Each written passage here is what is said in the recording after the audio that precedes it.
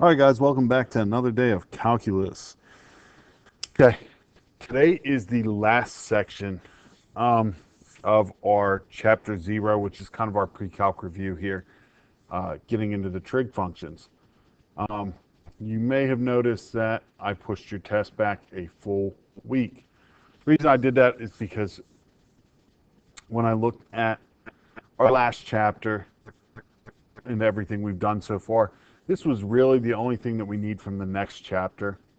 So I just kind of decided to include it in this one. The reason we're going to need to see the graphs of these sine, cosine, and tangent functions is that we're going to see a lot of them in calculus. And so it's a good idea to have an idea of what they look like and what they're going to do across certain intervals. Basically, with graphs of sine, cosine, and tangent, it all comes back to your unit circle. So even though we're learning how they look on a graph, it's coming back to the same measurements that we had on the unit circle. So if you get used to those, then you're going to know how to do these. All right. First, if we're looking at just graphing the sine function, if you look at the unit circle and tell me the values of sine at the following radian measures. So we can pull up our unit circle. And when we do, we would actually see that what our values are at each one of these. So pi over 2, I'm not even going to pull it up because I have these memorized, just like we all should at this point, right? We all have them memorized. Yeah, I didn't think so. All right, pi over 2, the sine is going to be 1. At pi, the sine is 0. At 3 pi over 2, it's negative 1. And at 2 pi, it's 0. So when we're looking at actually graphing these, we need to think of this top row is our x values, and the bottom row is our y values. Now you'll notice that these all came out with a nice, cute, even number.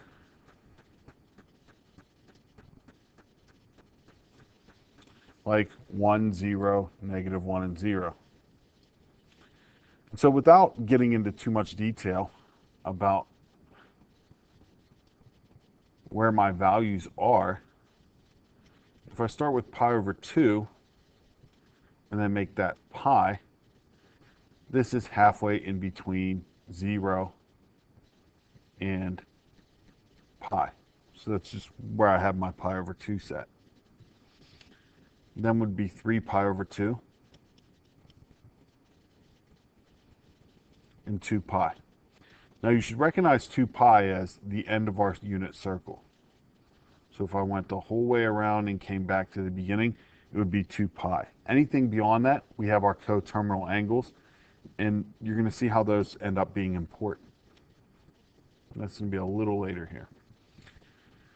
So if I have a value of 0 at 2 pi, then at 0, my value is also 0, because this spot here is both 0 and 2 pi.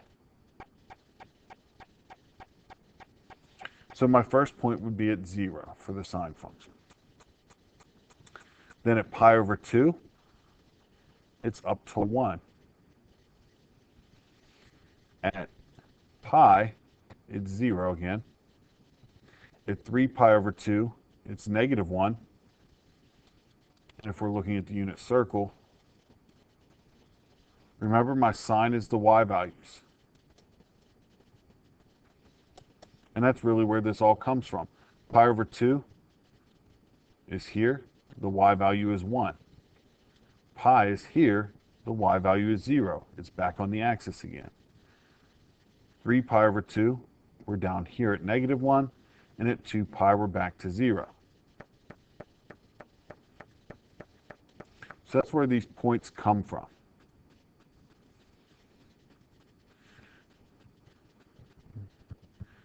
So if I just looked at this, I would look at a graph and I would think that it's going to be like this.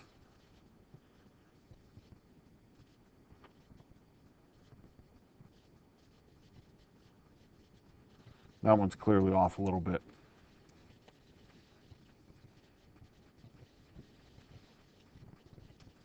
So this is our general shape of the graph.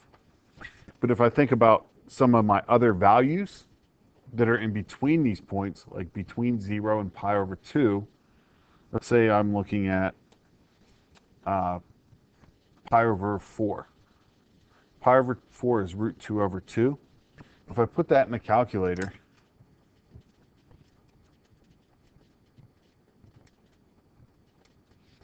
it's going to give me 0.7. So halfway between here, it would be at 0.7, or like up here. That doesn't fall in a straight line. If I looked at pi over 6, we know that pi over 6 is 1/2. So that would be like here.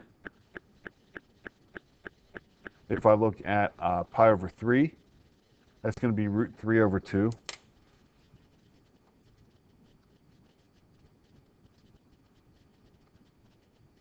Which is at like 0.866. Should be a little higher. What you're going to find is that we actually have a curve. These are not going to be straight lines. So each one of these straight lines is off.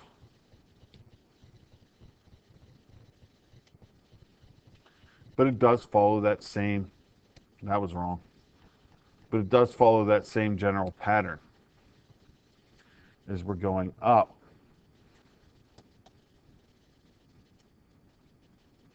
In a curve. Oof. And as we come back down to pi, it's also going to be a curve. Down to 3 pi over 2 is a curve, and then back up to 2 pi. Or back up to 0 at 2 pi. That's going to be because the values between each one of these don't go in a straight line. They actually follow the curve of the unit circle.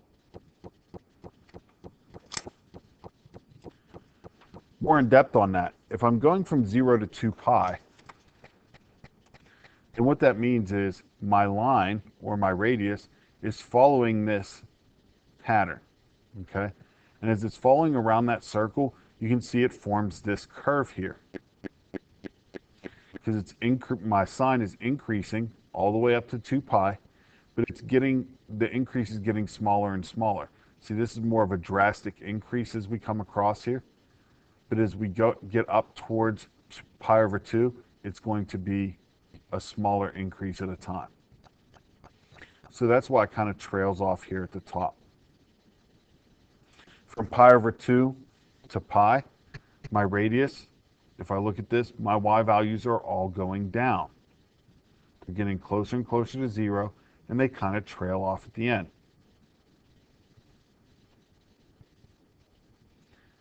From pi to 3 pi over 2, my y values are still getting smaller and smaller and going more and more negative. That's why it goes down into the -1 here from pi to 3 pi over 2. And then lastly, from 3 pi over 2 to 2 pi, it's going up. All my y values are increasing and getting closer and closer to 0. So that this is one cycle of my graph. Now it's important to know that from there on, sine of t plus or minus 2 pi is just equal to the sine of t. The reason for that being is that once I hit 2 pi, or this point, I'm starting back over as I continue. So like, let's say I've gone the whole way around, and now I'm continuing on, I'm back to where I started, and then it's just following the same pattern of events. So that if I look at this graph now, it's going to follow that pattern. This would be pi over 2. It goes up to 1, then back down to pi. At 3 pi over 2, it's at -1. At 2 pi, it's back here at 0. Now, if you look at this portion of the graph here, there's a better way to do that. If you look at this portion of the graph here, from 2 pi to 4 pi, it follows this same pattern as it did from 0 to 2 pi. As a matter of fact, I can then actually cut that out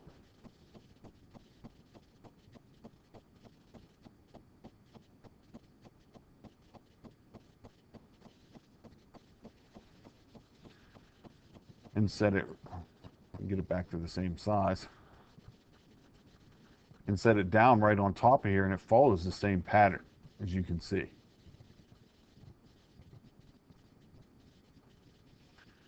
I can move it back here, and it follows the same pattern. So that as long as I finish my first cycle, if I take that same cycle and pick it up and move it backwards by negative 2 pi, it starts at the same spot.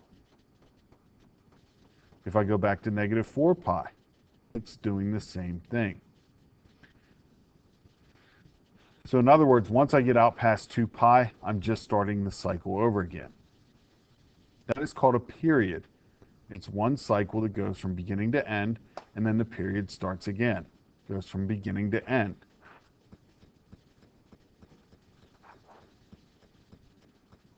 Cosine function is a lot of the same concepts that just starts at a different point. So if I think of my cosine on my unit circle, the cosine is all the x values instead of the y values this time. So if I look at the x value at pi over 2, that x value is going to be 0. And that's just from pulling from the unit circle.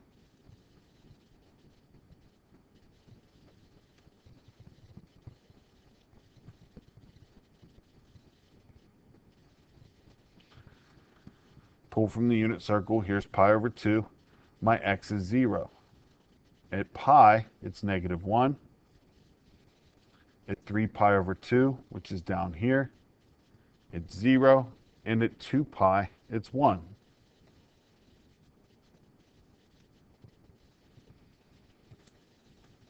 So if I treat these as my x's and these as my y's,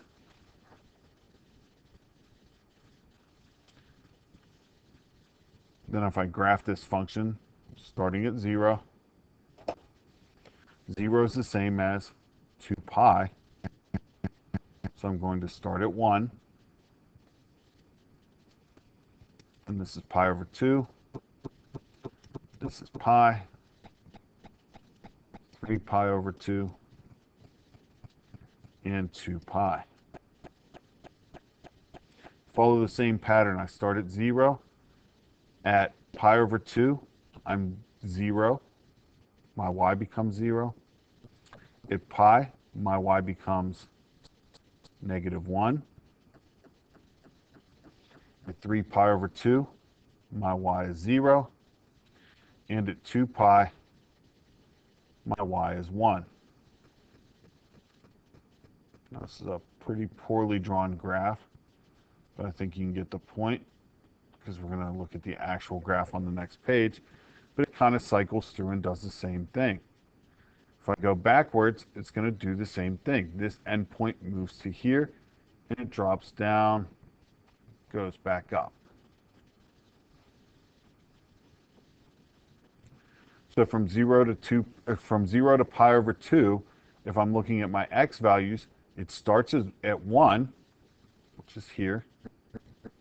Then as we move towards pi over 2, my x gets closer and closer to 0, which is why it drops down to 0 here.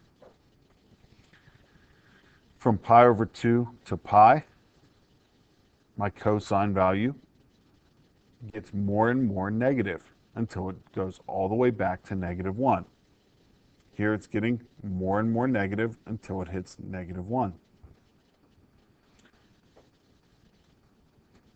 If I look at my cosine value here, it's heading towards the point 0, or the x value is headed towards the point 0. So it's coming back up from pi to 3 pi over 2. And then from 3 pi over 2 to 2 pi, it's getting closer and closer to 1.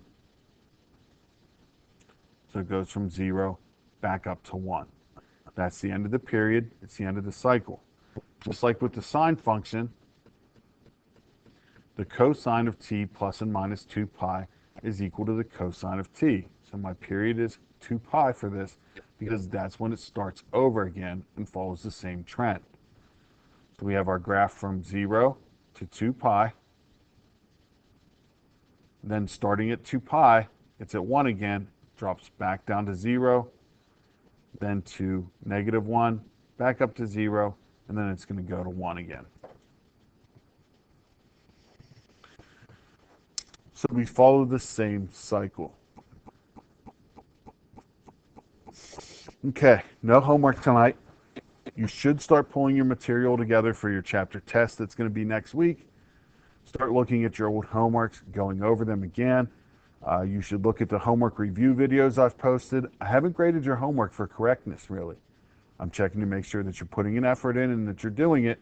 There's stuff I mark wrong on there and show you how to do it correctly, but you should watch the homework review videos to understand it better. I will have all of our homeworks review videos up by the end of this week so that you can look at all of those. Okay, tomorrow we're going to finish this up, look at the tangent as well, and then we will be done with our new material. You'll have some homework on this, and then we will proceed to prepare for the test.